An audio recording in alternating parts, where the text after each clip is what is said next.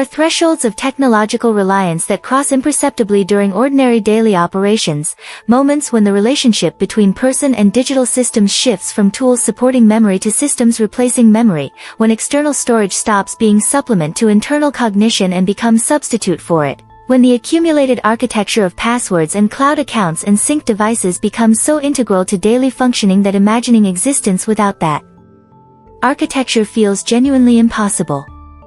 Ethan Brooks had crossed that threshold years earlier without noticing the crossing, had gradually offloaded increasing portions of his cognitive and professional life into digital systems that promised perfect preservation and instant accessibility, had built his work and personal organization around assumption that everything important would always be available through appropriate login credentials. That memory could be safely externalized because retrieval was guaranteed as long as passwords were maintained.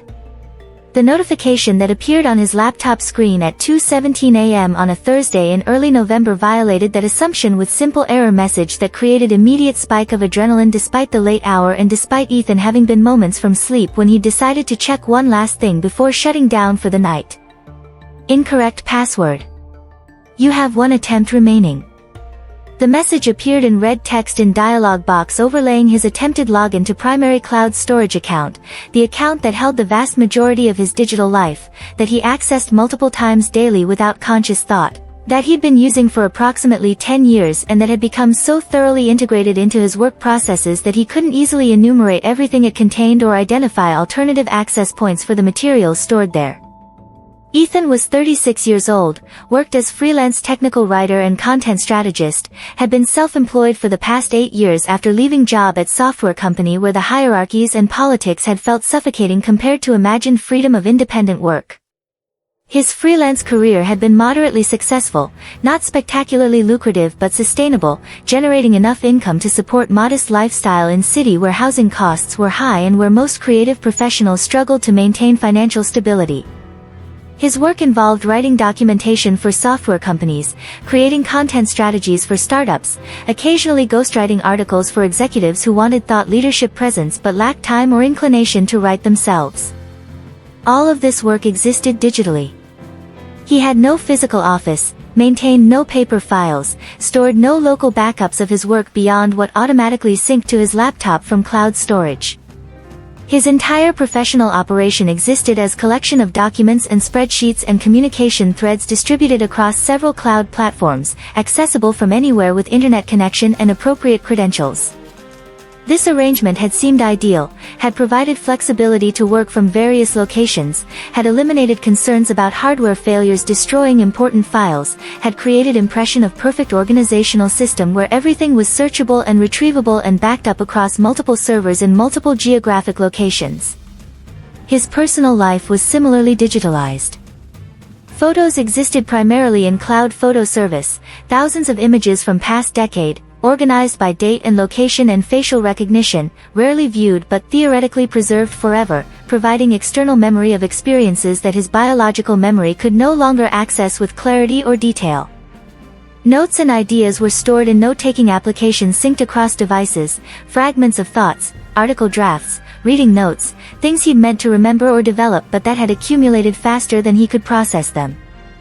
His financial records were accessible through various banking and investment applications, his social connections were mediated through platforms that stored contact information and communication history, his calendar and task management existed entirely in cloud-based applications that scheduled his days and reminded him of obligations his memory alone wouldn't maintain.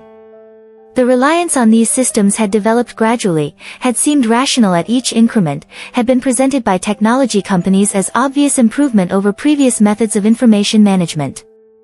Why maintain physical photo albums when digital storage was unlimited? Why remember phone numbers when contact lists synced automatically? Why keep paper records when searchable cloud documents were more accessible?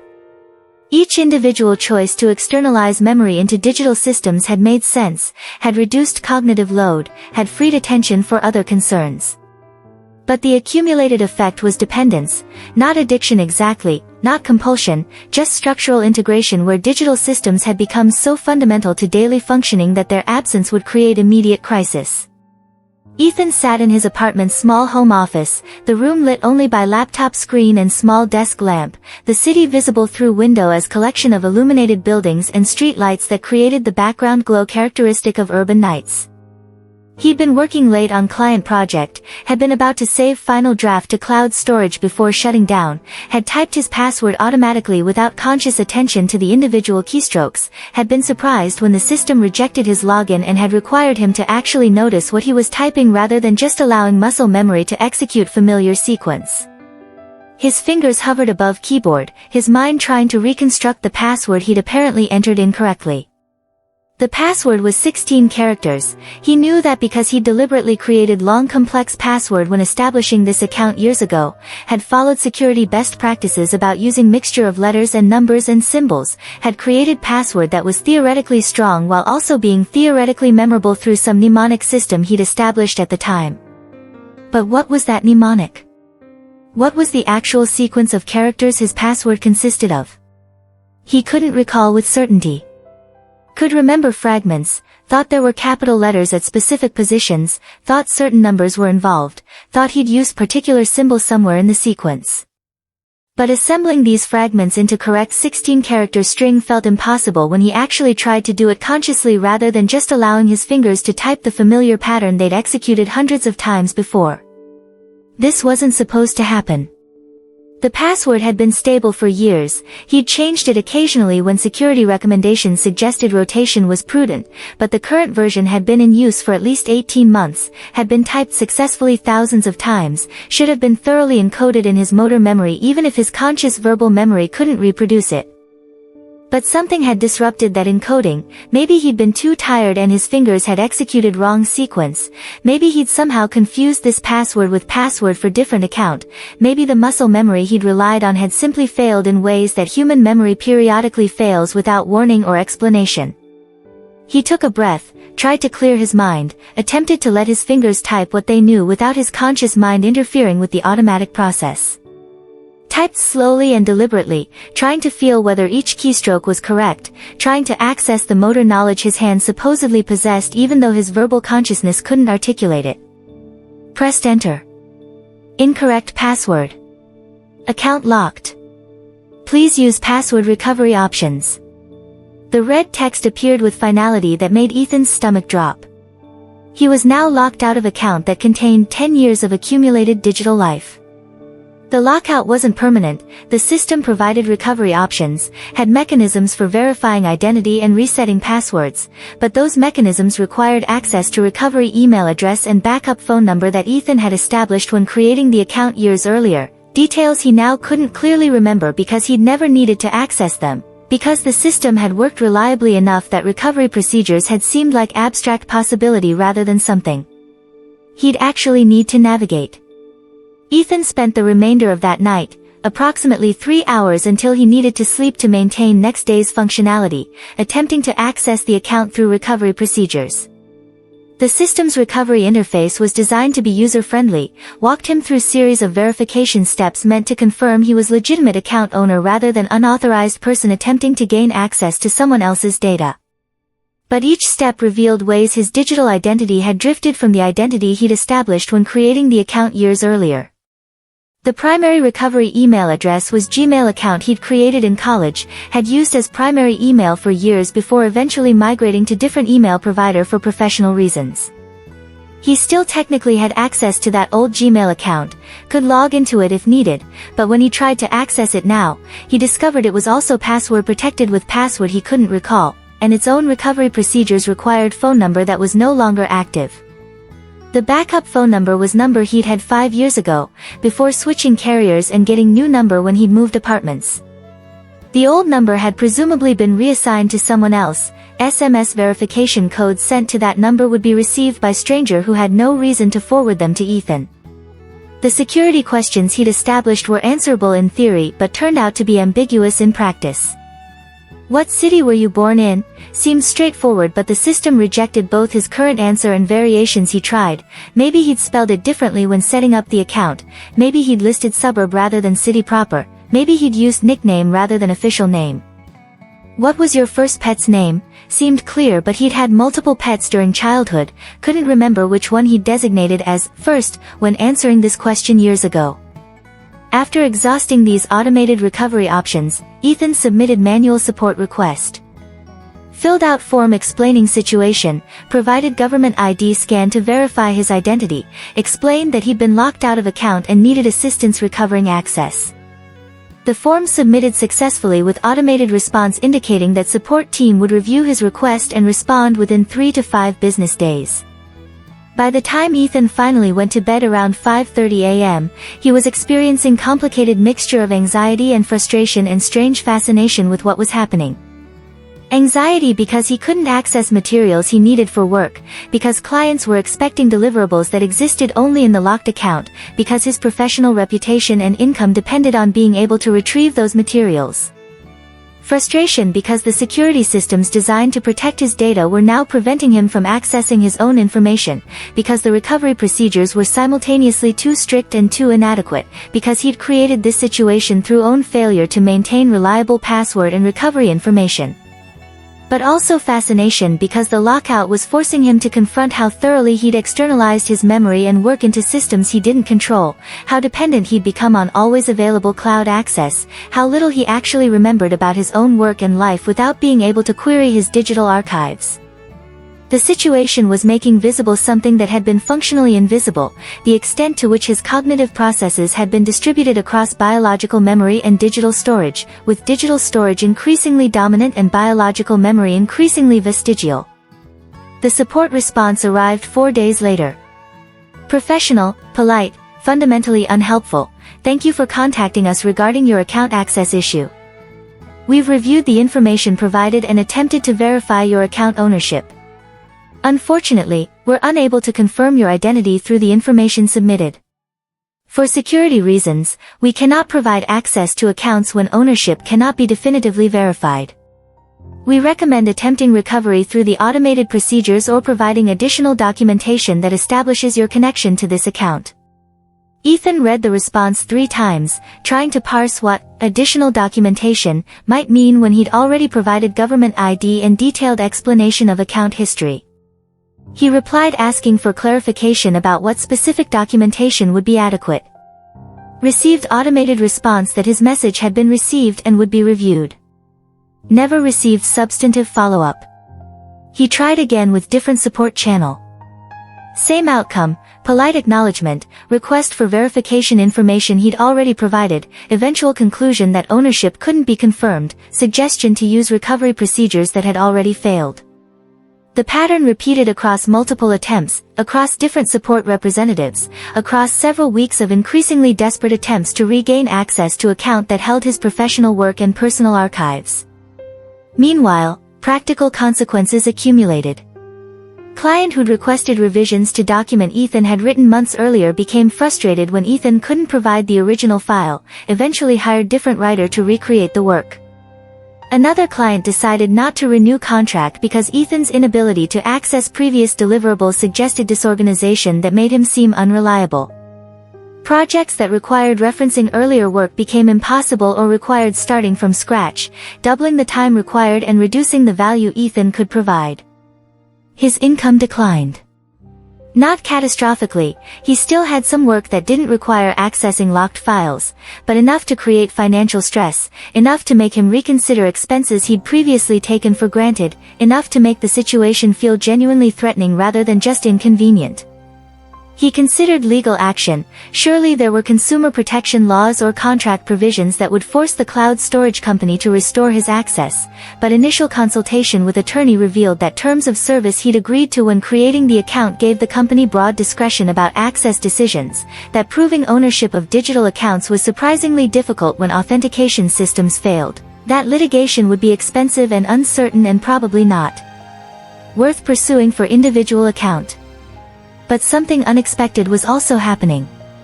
As access to his digital archives remained blocked, as weeks passed without resolution, Ethan found himself adapting to the absence in ways that weren't purely negative. The adaptation was forced.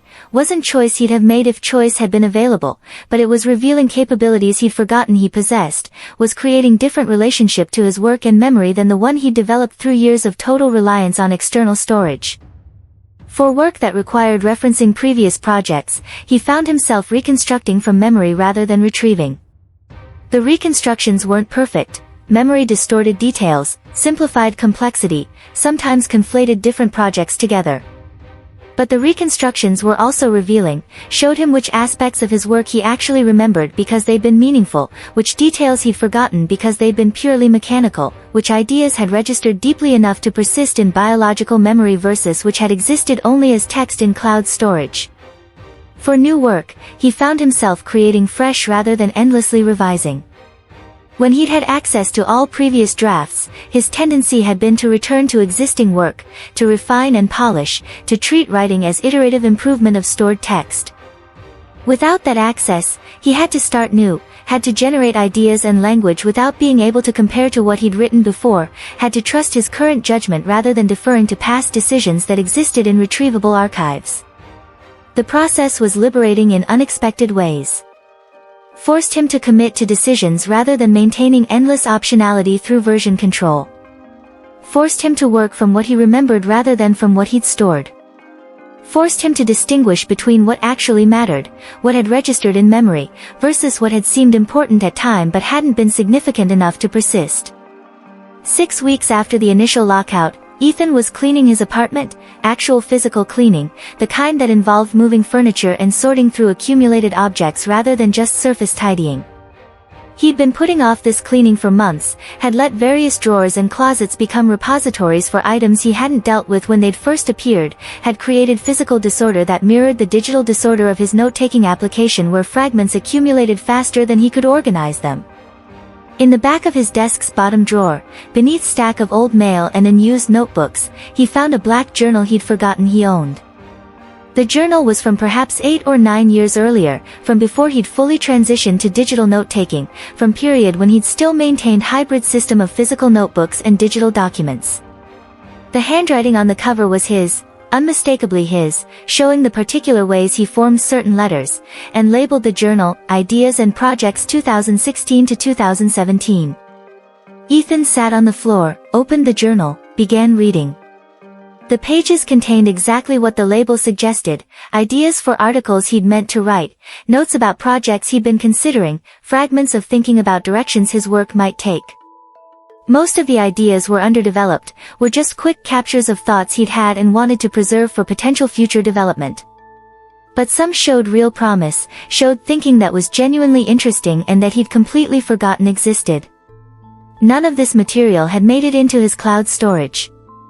He'd written these notes during period when he was transitioning from physical to digital systems, had apparently never transcribed these particular notebook entries, had left them in physical form and had then forgotten about them entirely once the notebook had been filed away in drawer he rarely opened.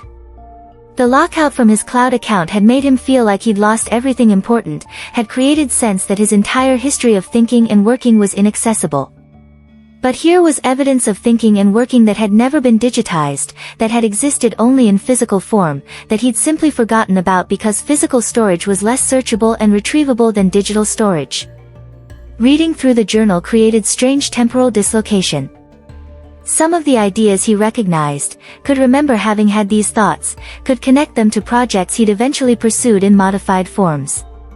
But some were completely unfamiliar, read like they'd been written by different person, showed concerns and interests that didn't match his current self-understanding, made him wonder whether the self he was now was genuinely continuous with the self who'd written these notes or whether personal identity across years was more fragmentary than he'd assumed. What struck him most was that these ideas, despite being underdeveloped and sometimes naive, felt more alive than much of what he'd stored in cloud. The handwritten notes had urgency and directness that his carefully organized digital documents often lacked. Weren't polished or refined, weren't edited into careful professional language, just captured thinking in progress, showed him working through ideas rather than presenting finished thoughts. He spent the evening reading through the entire journal, found perhaps a dozen ideas that seemed worth developing now, found several more that clarified aspects of his current work by showing how his thinking had evolved. The journal was valuable not because it contained lost masterpieces but because it provided evidence of his own intellectual development, showed him where his thinking had started and how it had changed, gave him access to earlier version of himself that wasn't mediated through the careful curation of digital archives. 2 months after the initial lockout, the cloud storage company sent final response to Ethan's recovery attempts. After thorough review, were unable to verify ownership of this account through available procedures. The account will remain locked for security reasons. We understand this is frustrating and we appreciate your patience throughout this process. The message was bureaucratic, final, offered no additional options or recourse. The account would remain locked indefinitely. The 10 years of materials it contained, the client work, the photos, the notes, the accumulated digital detritus of a decade of life, would remain inaccessible unless Ethan somehow remembered the correct password, which seemed increasingly unlikely as time passed and as his memories of the password became contaminated by repeated failed attempts to reconstruct it. Ethan read the message without the panic he would have felt 2 months earlier. The intervening weeks had created adaptation, not acceptance exactly, not peace with the loss, but pragmatic adjustment to circumstances that weren't going to change regardless of how he felt about them. He'd rebuilt enough of his work processes to continue functioning professionally, had recreated enough client materials to maintain most relationships, had developed new organizational systems that didn't depend on accessing the locked account. More importantly, the enforced separation from his digital archives had revealed how much of what he'd stored wasn't actually necessary, wasn't materially contributing to his current work or life, was just accumulated data he'd preserved because storage was cheap and deletion felt risky. The thousands of photos he'd never looked at, the hundreds of notes he'd never developed, the countless document versions he'd saved but never revisited, all of this had felt important when it was accessible, had felt like essential record of his life and work. But its absence had revealed that most of it was optional, was comfort rather than necessity, was security blanket rather than functional tool. What he actually needed, what his work actually required, what his memory actually depended on, was smaller than he'd assumed. The core ideas, the important relationships, the meaningful projects, these persisted in biological memory even when digital storage was unavailable. What he'd lost was primarily the illusion of comprehensive preservation, the fantasy that everything important was safely archived and retrievable, the false security that digital systems would always be available when needed. He still felt the loss. Still experienced frustration when he wanted to reference something from the locked account and couldn't access it. Still felt embarrassed about the situation when explaining to clients why he couldn't provide certain materials. Still mourned the photos and notes that he genuinely wanted to keep and that were now genuinely gone. The loss was real, wasn't something to be dismissed or minimized. But the loss was also clarifying.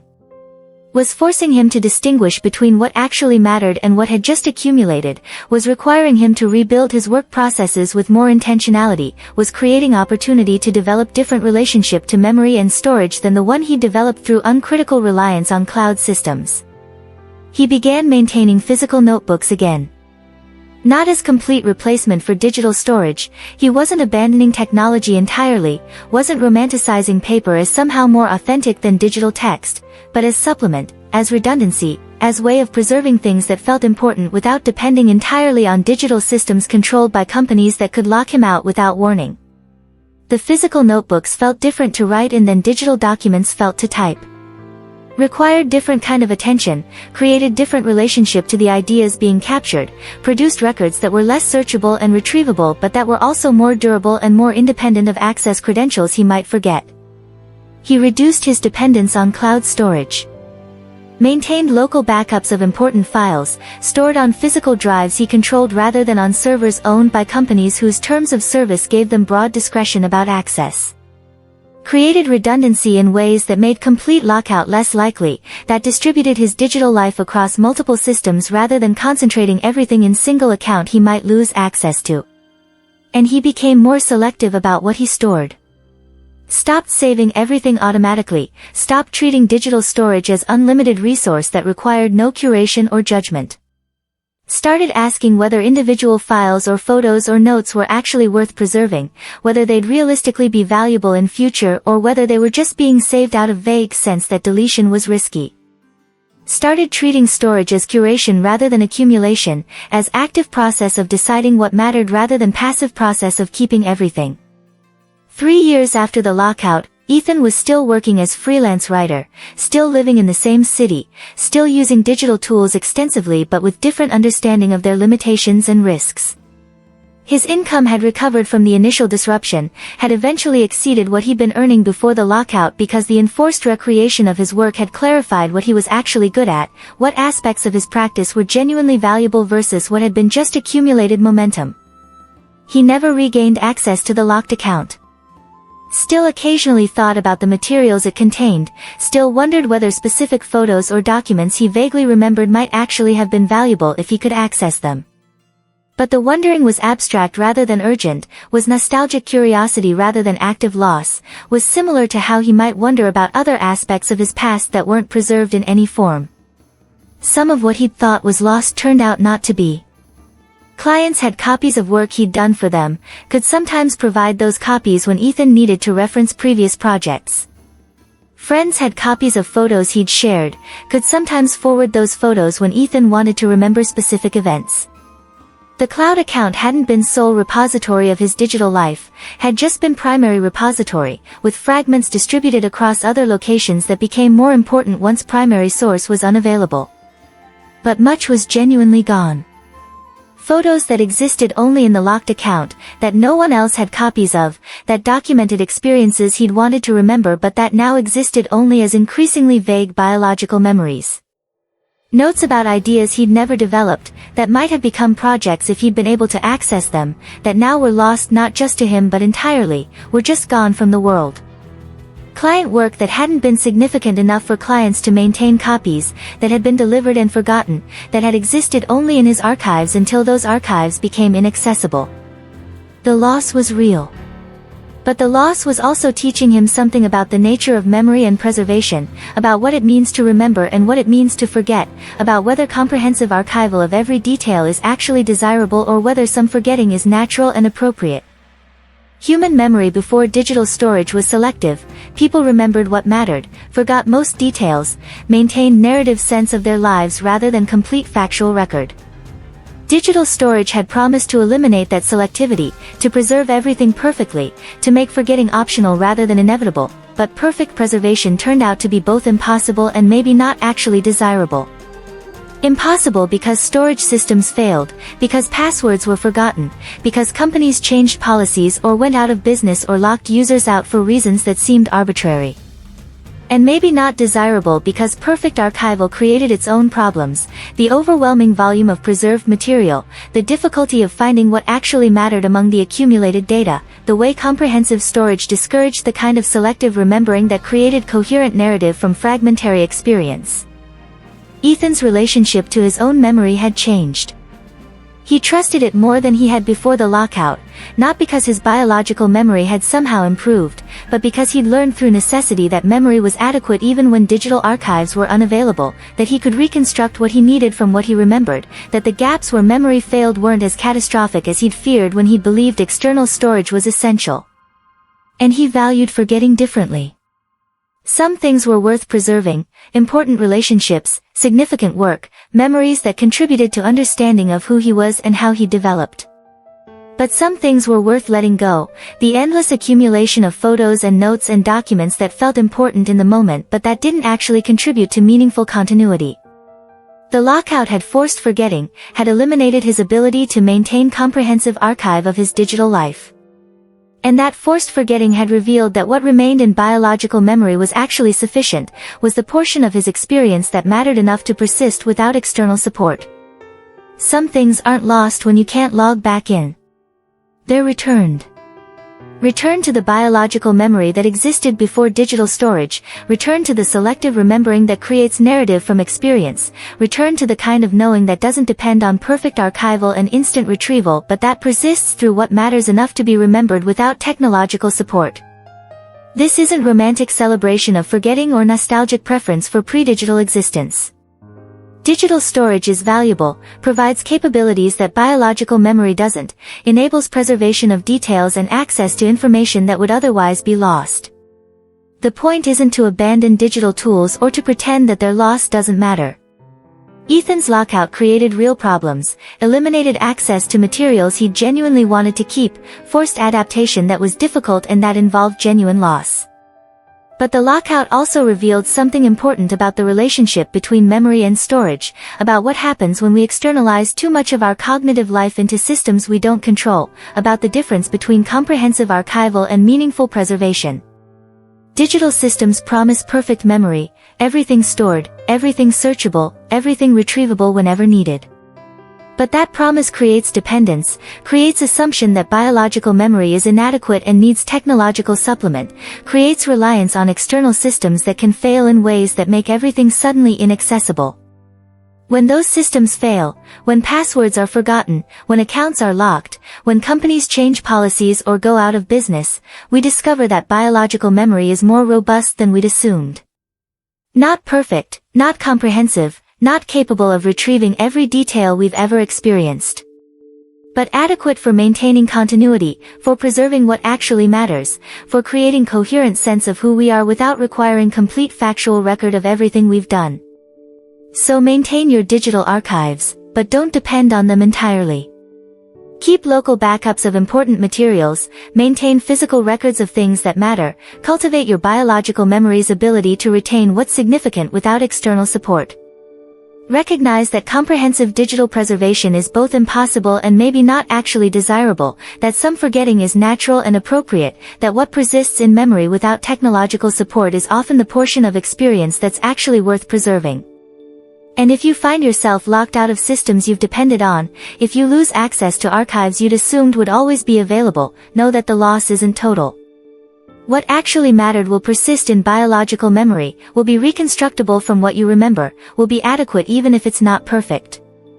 What's lost is primarily the illusion of comprehensive preservation, the false security of perfect archival, the assumption that external storage is more reliable than the memory you carry with you. Some things aren't lost when you can't log back in. They're returned to the memory that existed before you outsourced it. Be StoryWise.